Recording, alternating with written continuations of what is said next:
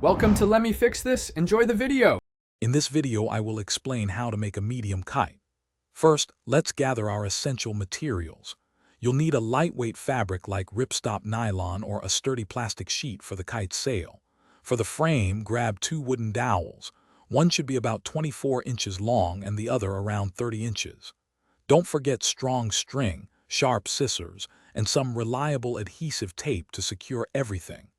Having these ready makes the process much smoother. Now, let's build the kite's sturdy frame. Take your 2 dowels and lay them out to form a cross shape, with the shorter dowel crossing the longer one about 1/4 of the way down from the top. Securely tie them together at this intersection point using strong string, ensuring it's tight and stable.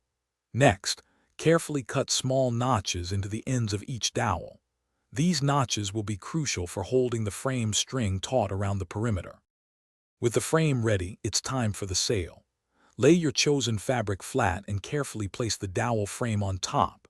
Trace the outline of the frame onto the fabric, then cut it out, making sure to leave about a 1-inch margin all around the edges.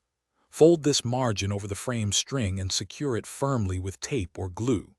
Finally, attach the bridle string to 2 points on the kite's frame, typically near the top and bottom of the longer dowel, ensuring it balances well.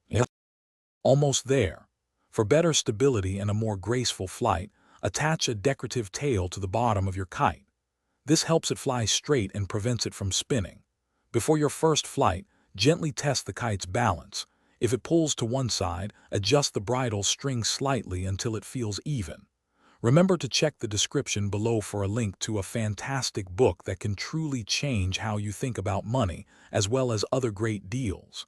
Happy flying! Thanks for watching. If you found this helpful, don't forget to like and subscribe.